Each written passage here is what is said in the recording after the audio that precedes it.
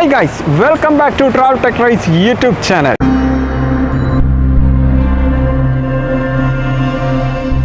ഇന്ന് ഞാൻ നിങ്ങൾക്ക് മുന്നിൽ അവതരിപ്പിക്കാൻ പോകുന്ന വാഹനം ഏതാണെന്നല്ലേ? ഇതാണ്. അതെ ഗൈസ്, ഏറ്റവും പുതുപുത്തൻ മാരുതിയുടെ വിക്ടോറിയസ് ആണ് നിങ്ങൾക്ക് മുന്നിൽ ഇന്ന് ഞാൻ അവതരിപ്പിക്കുന്ന വാഹനം. ഈ വാഹനത്തിൻ്റെ സ്പെസിഫിക്കേഷൻസ് എന്താണെന്ന് നമുക്ക് ഇന്നത്തെ ഈ ഒരു വീഡിയോയിലൂടെ പരിശോധിക്കാം. വളരെ സ്ലീക്ക് ആയിട്ടുള്ളൊരു ഹെഡ് ലാമ്പ് യൂണിറ്റ് ആണ് വരുന്നത്. ഇതിന് മുകളിലായിട്ട് തന്നെയാണ് നമ്മുടെ ഡേ ടൈം റണ്ണിംഗ് ലാമ്പിൻ്റെ പ്ലേസ്മെൻറ്റ് എന്ന് പറയുന്നത്. കണ്ടില്ലേ, ക്യൂബ് പോലുള്ള ഇത് തന്നെയാണ് ഇൻഡിക്കേറ്റർ യൂണിറ്റ് ആയിട്ടും വർക്ക് ചെയ്യുന്നത്. രണ്ട് ഹെഡ് ലാമ്പ് യൂണിറ്റിനെ കണക്ട് ചെയ്യുന്ന രീതിയിലാണ് ഈ ഒരു ക്രോം എലമെൻറ്റിൻ്റെ പ്ലേസ്മെൻറ്റ് എന്ന് പറയുന്നത്. സെൻട്രലായിട്ട് സുസുക്കിയുടെ വലിയൊരു ലോഗോയും പ്ലേസ് ചെയ്തിട്ടുണ്ട്. വളരെ ചെറിയൊരു ഗ്രില്ല് യൂണിറ്റ് ആണ് വരുന്നത്. ഇതിൽ തന്നെയാണ് നമുക്ക് അഡാസ് ഫീച്ചേഴ്സിന്റെ സെൻസേഴ്സ് എല്ലാം നൽകിയിരിക്കുന്നത്. ഈ ഗ്രില്ലിന് ഇരുവശങ്ങളിലായിട്ട് ഫോഗ് ലാമ്പ് യൂണിറ്റ് നൽകിയിരിക്കുന്നു.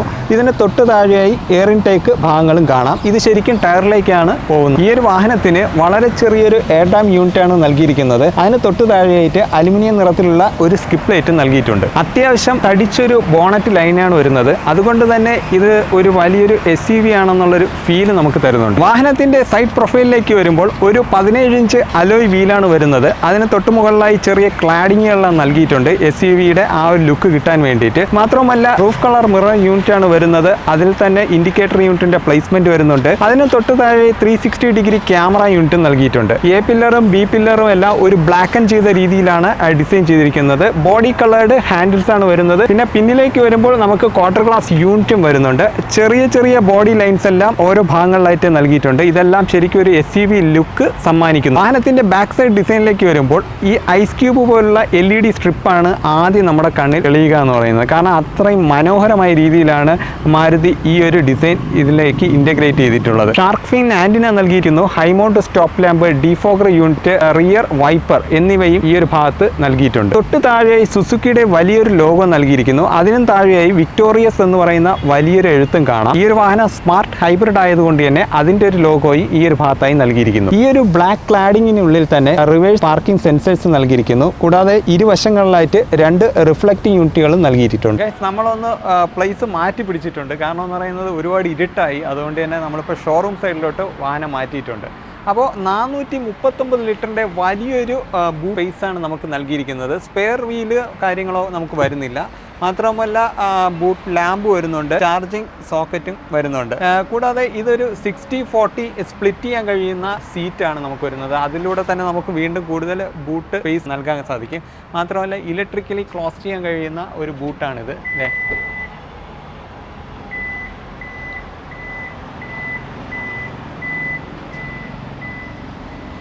ഓക്കെ. ഈ വാഹനത്തിൻ്റെ ഇൻറ്റീരിയറിലേക്ക് നമുക്ക് നോക്കുമ്പോൾ ആരാണെങ്കിലും ഒന്ന് ഞെട്ടും. കാരണം എന്ന് പറയുന്നത് പുതുമകൾ മാത്രമാണ്.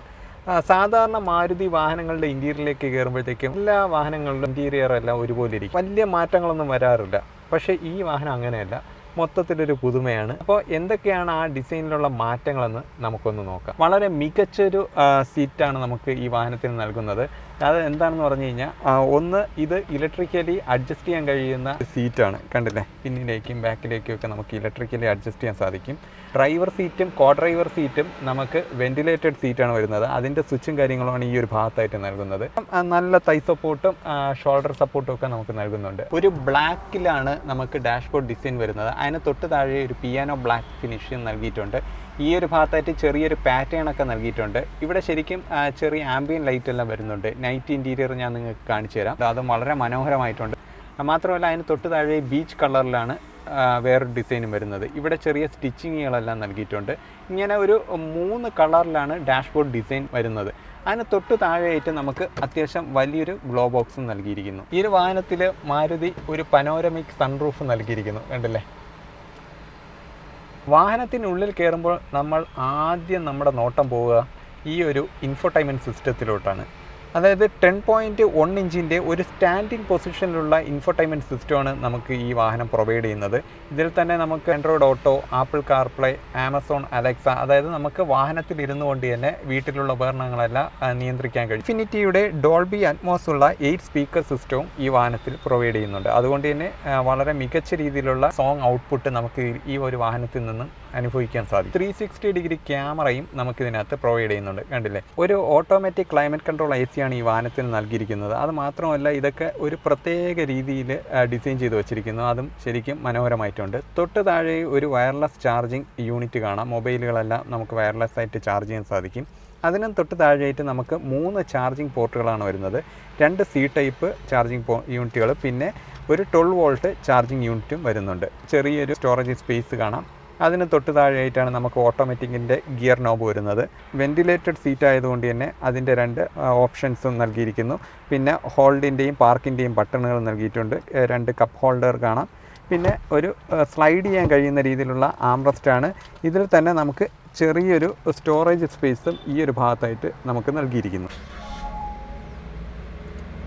10.25 ഇഞ്ചിൻ്റെ വലിയൊരു മീറ്റർ കൺസോളാണ് നൽകിയിരിക്കുന്നത്. ഇതിനകത്ത് അത്യാവശ്യം എല്ലാവിധ ഇൻഫർമേഷനും നമുക്കറിയാൻ സാധിക്കും. സാധാരണ മാരുതി വാഹനങ്ങളിൽ വരുന്ന ഒരു ഫ്ലാറ്റ് ബോട്ടം സ്റ്റിയറിംഗ് വീലല്ല ഈ വാഹനത്തിന് വരുന്നത്. ഒരു റൗണ്ട് ഷേപ്പ് ലെതർ റാപ്ഡ് ആയിട്ടുള്ള സ്റ്റിയറിംഗ് വീലാണ് വരുന്നത്. മാത്രമല്ല ഇതിന് ഒരു പിയാനോ ബ്ലാക്ക് ഫിനിഷെല്ലാം ഈ ഒരു ഭാഗത്തായിട്ടൊക്കെ നൽകിയിട്ടുണ്ട്. ഈ ഒരു സൈഡിലെ വോളിയം അപ്പ് ആൻഡ് ഡൗൺ കൺട്രോൾസുകളൊക്കെയാണ് വരുന്നത്. ഈ ഒരു ഭാഗത്തായിട്ട് നമുക്ക് ക്രൂയിസ് കൺട്രോളുകളാണ് നൽകിയിരിക്കുന്നത്. സെൻട്രലായിട്ട് സുസുക്കിയുടെ ലോഗോയും നമുക്ക് നൽകിയിട്ട് വയ്ക്കുന്നു. പിന്നെ ഈ സ്റ്റിയറിങ്ങിന് പിന്നിലായിട്ട് നമുക്ക് പാഡിൽ ഷിഫ്റ്റേഴ്സ് എല്ലാം അവൈലബിൾ ആണ്. ഹെഡ് അപ്പ് ഡിസ്പ്ലേയുടെ ഫങ്ഷൻസാണ് നൽകിയിരിക്കുന്നത്. പുഷ് ബട്ടൺ സ്റ്റാർട്ട് സ്റ്റോപ്പ് സ്വിച്ചാണ് നൽകിയിരിക്കുന്നത്. അതിന് തൊട്ട് താഴെയായിട്ട് 360 degree camera, traction control, ideal start stop button, light adjusting buttons ഇവയെല്ലാം നൽകിയിരിക്കുന്നു. അതിനും തൊട്ട് താഴെയായിട്ട് നമുക്ക് ബോണറ്റ് ഓപ്പണിങ്ങും ഫ്യൂൽ ടാങ്ക് ഓപ്പണിംഗ് നൽകിയിരിക്കുന്നു. 3 കളർ ടോണിലാണ് ഡോറിൻ്റെ ഡിസൈൻ വരുന്നത്. ഒരു ബ്ലാക്ക് കളറ്, ഒരു പിയാനോ ബ്ലാക്ക് ഫിനിഷ്, ഇതിൽ തന്നെ ചെറിയൊരു ടെക്സ്റ്റേർഡ് ഡിസൈൻ നൽകിയിരിക്കുന്നു. ഈ ഒരു ഭാഗത്തായിട്ട് ഒരു ബീച്ച് കളർ നൽകിയിരിക്കുന്നു. ഇതിൽ തന്നെ ചെറിയ സ്റ്റിച്ചിങ്ങുകൾ നൽകിയിട്ടുണ്ട്. നമുക്ക് ORVM കൺട്രോൾസ് വരുന്നുണ്ട്. വിൻഡോ കൺട്രോൾസും ഈ ഒരു ഭാഗത്തായിട്ട് നൽകിയിരിക്കുന്നു. ചെറിയൊരു സ്റ്റോറേജ് സ്പേസും 1 ലിറ്റർ ബോട്ടിൽ ഹോൾഡർ നൽകിയിരിക്കുന്നു. ഇൻഫിനിറ്റിയുടെ സ്പീക്കർ സിസ്റ്റമാണ് നമുക്ക് ഈ ഒരു വാഹനത്തിന് നൽകിയിരിക്കുന്നത്. ഇനി പിന്നിലെ യാത്രക്കാർക്ക് എത്രത്തോളം കംഫർട്ടാണ് ഈ വാഹനം നമുക്ക് നോക്കാം. എനിക്ക് ഏറ്റവും ഇഷ്ടപ്പെട്ടത് ഈ ഒരു വാഹനത്തിൻ്റെ സീറ്റാണ് പിൻവശത്തെ. കാരണം നല്ല തൈ സപ്പോർട്ട് നൽകുന്നുണ്ട്. നമുക്ക് എത്ര ദീർഘദൂര യാത്ര ചെയ്താലും ഒരു മടുപ്പൊന്നും ഉണ്ടാക്കുമെന്ന് എനിക്ക് തോന്നുന്നില്ല. ഒരു നടുവേദന അങ്ങനെയുള്ള കാര്യങ്ങളൊന്നും വരുമെന്ന് തോന്നുന്നു. റീഡിംഗ് ലാമ്പെല്ലാം നൽകിയിരിക്കുന്നു. ഗ്രാബ് ലോഡിംഗ് ഹാൻഡിൽസാണ് വരുന്നത്. ഈ ഒരു ഭാഗത്ത് നമുക്ക് കൈയെല്ലാം വച്ച് സുഖമായിട്ടിരിക്കുന്ന രീതിയിലൊരു ആംറസ്റ്റ് നൽകുന്നുണ്ട്. ചെറിയൊരു സ്റ്റോറേജ് സ്പേസ് ഈ ഒരു ഭാഗത്തായിട്ട് നൽകിയിരിക്കുന്നു. അത്യാവശ്യം 2 പേർക്കും കൈ വെച്ചിരിക്കാൻ കഴിയുന്ന രീതിയിലാണ് ആംറസ്റ്റ് ക്രമീകരിച്ചിരിക്കുന്നത്. ഇതിൽ തന്നെ 2 കപ്പ് ഹോൾഡേഴ്സ് നൽകിയിരിക്കുന്നു. പിന്നെ 3 ഹൈറ്റ് അഡ്ജസ്റ്റ് ചെയ്യാൻ കഴിയുന്ന രീതിയിലാണ് ഹെഡ് റെസ്റ്റ് നൽകിയിരിക്കുന്നത്. 3 പാസഞ്ചേഴ്സിനും സുഖമായിട്ടിരിക്കാം. AC-യുടെ കൺട്രോൾസുകളെല്ലാം വരുന്നു. ചാർജിങ് യൂണിറ്റുകൾ 2 എണ്ണം വരുന്നു. 2 മൊബൈലുകൾ ചാർജ് ചെയ്യാൻ കണക്കാക്കി. മൊബൈൽ ഫോൺ വയ്ക്കാൻ വേണ്ടിയിട്ടുള്ള സ്പേസ് നൽകിയിരിക്കുന്നു. സെൻറ്ററിലിരിക്കുന്ന ഒരാൾക്ക് 2 വശത്തായിട്ട് കാല് വെച്ചിരിക്കേണ്ടി വരും. ഒരു സെൻട്രൽ ടണൽ അത്യാവശ്യം വലിപ്പമുള്ളതാണ്. എങ്ങനെ നോക്കിയാലും നമ്മുടെ ഈ ഒരു വാഹനത്തിൻ്റെ പിൻസീറ്റ് വളരെ മികച്ചതെന്ന് തന്നെ നമുക്ക് പറയേണ്ടി വരും. കാരണം എല്ലാവിധ സുഖ സൗകര്യങ്ങളും നമുക്ക് ഈ ഒരു വാഹനം പ്രൊവൈഡ് ചെയ്യുന്നുണ്ട്. 3 എഞ്ചിൻ ഓപ്ഷനിലാണ് വാഹനം വരുന്നത്. 1.5 ലിറ്റർ മൈൽഡ് ഹൈബ്രിഡ്. ഇതിൽ 6 സ്പീഡ് ഓട്ടോമാറ്റിക് ട്രാൻസ്മിഷൻ ഉണ്ട്. കൂടാതെ 5 സ്പീഡ് മാനുവൽ ട്രാൻസ്മിഷനും വരുന്നു. 1.5 ലിറ്ററിൻ്റെ സ്ട്രോങ് ഹൈബ്രിഡ്. ഇതിൽ CVT ഗിയർ ബോക്സ് ആണ് വരുന്നത്. പിന്നെ വരുന്നത് CNG ആണ്. ഇതിൽ എഞ്ചിൻ മാറ്റമില്ല. ആകെ വരുന്നത് മാനുവൽ ഗിയർ ബോക്സ് വേരിയൻ്റ് ആണ്. മൈൽഡ് ഹൈബ്രിഡ് പെട്രോൾ വേരിയന്റിന് 103 bhp, അത് 6000 RPM മാക്സിമം പവർ ലഭിക്കുന്നു. മാക്സിമം ടോർക്ക് 139 Nm, അത് 4300 RPM 1.5 ലിറ്റർ സ്ട്രോങ് ഹൈബ്രിഡിന് 116 bhp ആണ് മാക്സിമം പവർ. 1.5 ലിറ്റർ പെട്രോൾ CNGക്ക് 89 bhp ആണ് മാക്സിമം പവർ. ഇനി മൈലേജിലേക്ക് വരുമ്പോൾ 28.56 km/ലിറ്റർ ആണ് സ്ട്രോങ് ഹൈബ്രിഡിന്റെ മൈലേജ്. 27.02 km/ലിറ്റർ ആണ് CNG വേരിയന്റിന്റെ മൈലേജ്. 21.18 km/ലിറ്റർ മൈൽഡ് ഹൈബ്രിഡിന്റെ മാനുവൽ ട്രാൻസ്മിഷന്റെ മൈലേജ്. 21.06 km/ലിറ്റർ ആണ് മൈൽഡ് ഹൈബ്രിഡിന്റെ ഓട്ടോമാറ്റിക് ട്രാൻസ്മിഷന്റെ മൈലേജ്. പെട്രോൾ ഓട്ടോമാറ്റിക്കിന് ഓൾ വീൽ ഡ്രൈവ് ഉണ്ട്. ഇതിന് 19.07 km/ലിറ്റർ ആണ് മൈലേജ് ആയി വരുന്നത്. സേഫ്റ്റി ഫീച്ചേഴ്സിലേക്ക് വരുമ്പോൾ 6 airbag, ABS, EBD, 360 degree camera, tyre pressure monitoring system, level 2 ADAS features. Level 2 ADAS features എന്ന് പറയുമ്പോൾ automatic emergency braking, forward collision warning, blind spot monitoring, adaptive cruise control, high beam assist, traffic alert ഇവയെല്ലാമാണ് ADAS features എന്ന് പറയുന്നത്. Global എൻകാപ്പിൽ പൂർണ്ണമായും 5 star റേറ്റിംഗും ഈ വാഹനം നേടിയിട്ടുണ്ട്. ഈ മാസത്തെ പ്രൈസാണ് ചുവടെ നൽകിയിരിക്കുന്നത്.